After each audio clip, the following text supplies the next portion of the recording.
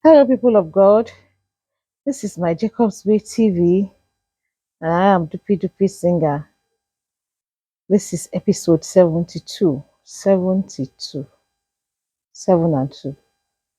How have you been?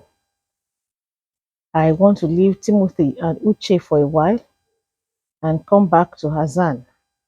I had told you that I would do so in the past. I told you in the past that I would do so. By the time will come, I will still link Hassan to my story. I even think actually think that before Timothy and Uche came was when this thing happened, what I want to talk about. Don't forget that I told you that Azan was already working with us. My husband had given him accommodation and he would come to the house in the morning and go back to his own accommodation in the evening. He was no more sleeping outside. He had become like a member of the family.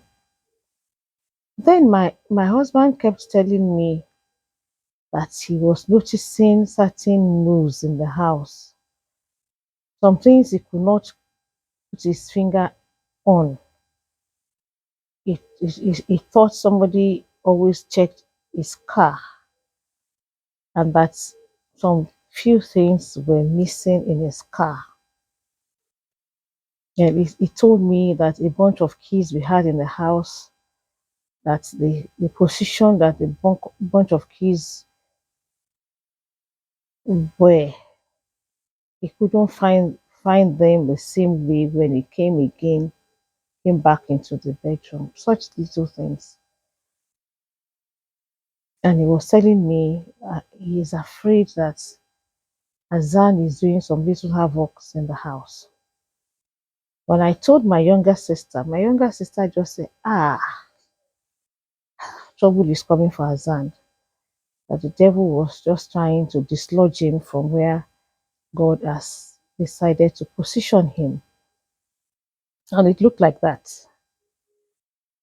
you know. And actually, before this time, he had started being sick.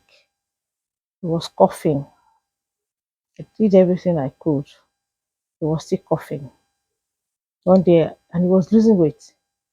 So one day I decided that he must go to the hospital.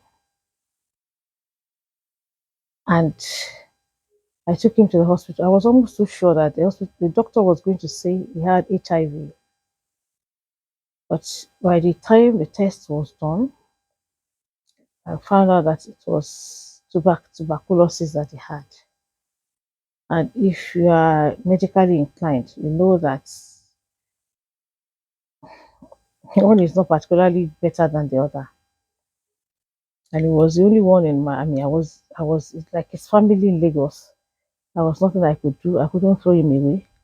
And tuberculosis is a terrible disease, infectious. When I came on and told my husband and told my children, they were afraid.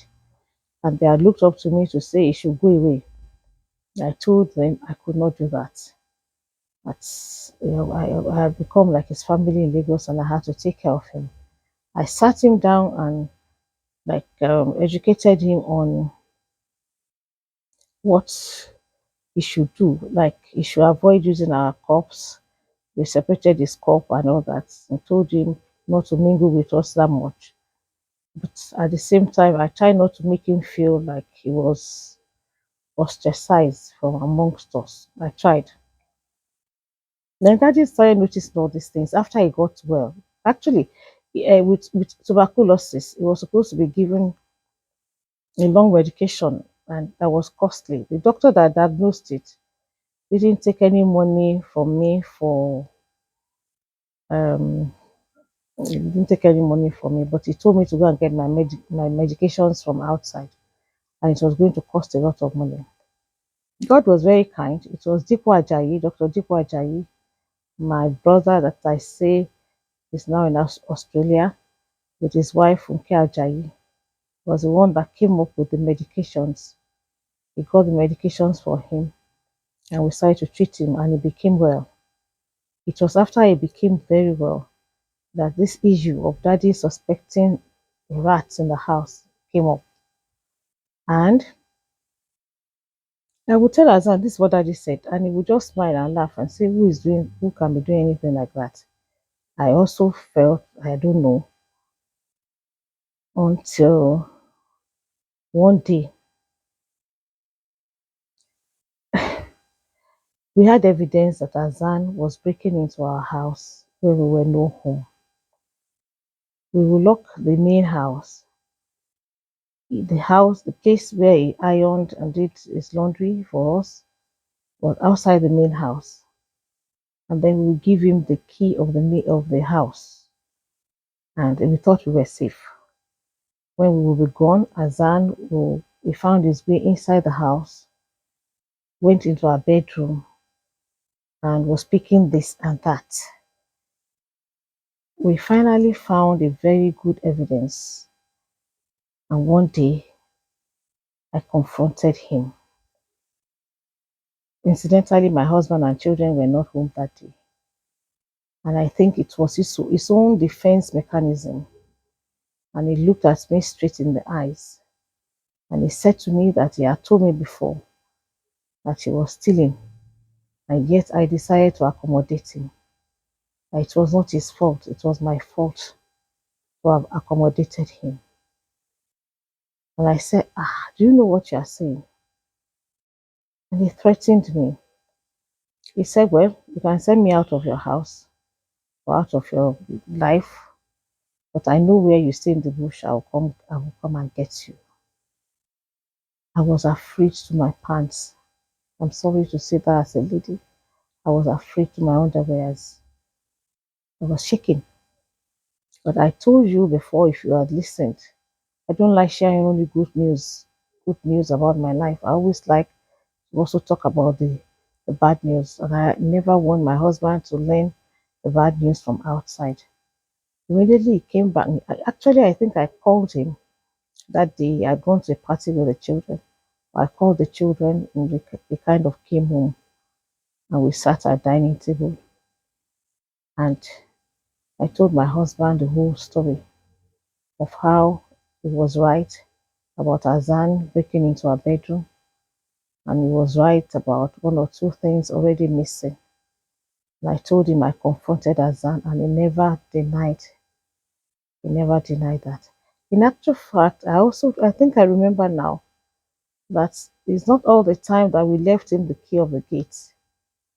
If I found out later that he would climb the wall, the fence to enter the house, and I confronted him with all of this.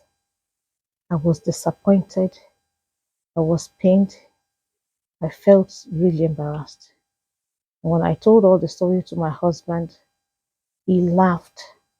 You know, the kind of snickering laughter. The children were sitting at the table and they were all afraid for me. He laughed a long laughter and he looked at me and said, did you not say God sent you to youths? Did you not say God sent you to Hassan? What do you want me to say now? That God did not send you again? Well, I said, well, I don't know what to say. And he said, may God help you to resolve this issue. Well, he didn't say more than that. As he was making to get up, I held his two legs and knelt down and apologized profusely. You know, part of the bargain was God teaching me humility. I always say to God, you have not humiliated me, you have taught me humility. I had to kneel down and beg my husband because I was the one that brought this kind of trouble to him. But on top of that, me myself, I was truly afraid. I was extremely afraid because Hassan had threatened me. I was going to get me in the bush. I was afraid. I was truly afraid. I was shivering to my core. Well, the children gathered round me after Daddy got up. They had also knelt down, the ones that are women, and the men amongst them had prostrated. And all of us had apologized to Daddy, even though Hassan was not there. We apologized to Daddy. And he kept quiet like a gentleman and walked away. But what stayed behind was my own fear. And What happened after that fear? That is what I'm going to talk about in the next episode. Now, what have you learned from today's story? I want to tell you that when God sends you on an errand, it doesn't mean that you will not have challenges. It doesn't mean that because you are nice to people, people will not sometimes want to backstab you. It doesn't mean that the people that God sent you to will give you all the support that you expect as a human being. But the important thing is that you look at Jesus, the author and the finisher of your faith, and your refusal to look back. Jesus himself said, no one that puts his hand on the plow and looks back is fit for the kingdom of God. Where are you in the scheme of things? The Lord has sent you on an errand and somebody has let you down, and because of that, you have walked away from it. Maybe it is time for you to come back and continue on your journey. This is my Jacob's Way TV. I'm Dupi Dupi Singer. Thank you for watching. And thank you again for subscribing. If you have not subscribed, thank you for hitting the notification bell. Thank you for sharing. Thank you for leaving a comment behind. And God bless you. Thank you very much. Bye bye.